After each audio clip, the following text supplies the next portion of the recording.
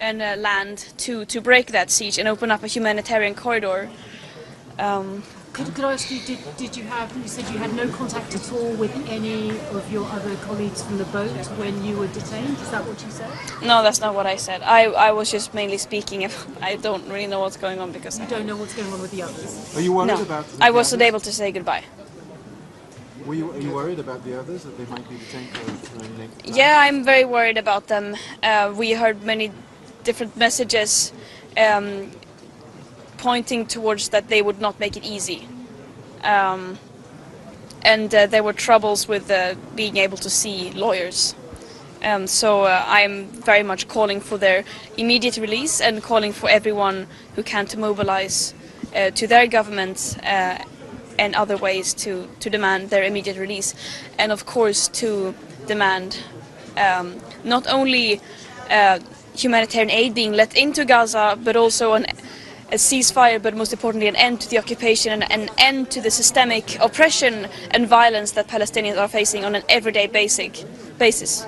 Are you disappointed you didn't manage to break the blockade?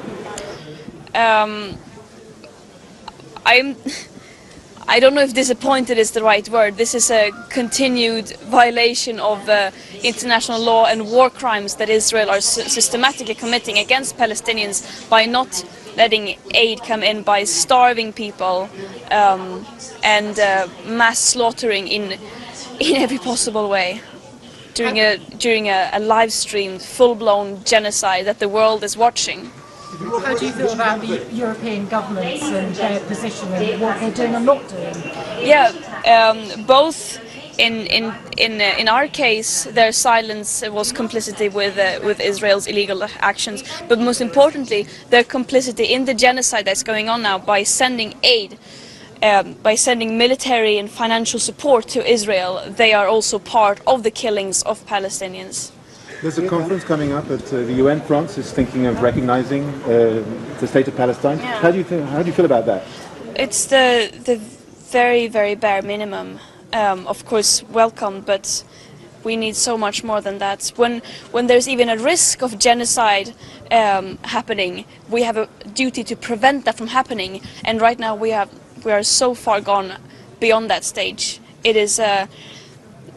There are no words to describe the betrayal that is happening every day by our own governments. You were made the choice. You were offered the choice to return straight away, or for leaving Israel. Can you tell us? You chose to leave Israel straight away.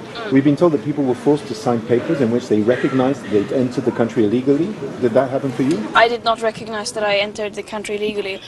I made it very clear in my testimony that we were kidnapped on international waters and brought there against our own will into Israel.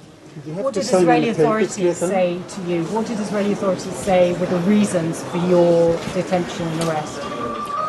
Many different things. Did you have to sign any papers before leaving Israel?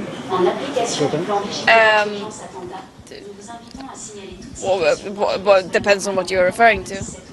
There were talks about some of your colleagues that had to sign papers that they would not return to Israel for 100 years. Yeah, I did not sign that.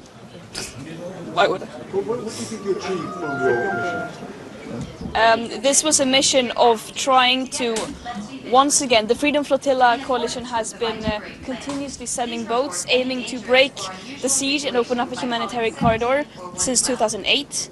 And this was one of those missions. And right now, more important than ever, because of the siege and because of the systematic starvation of over 2 million people and the full-blown live-stream genocide, this was a mission of attempting to once again bring aid to Gaza, which is desperately needed, but also to send solidarity and say that we see you, we see what is happening, and we cannot accept just witnessing all this and doing nothing.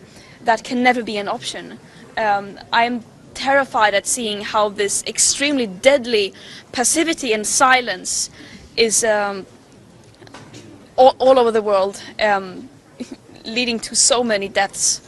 Your opponents and claiming Israel accuse you of moral grandstanding.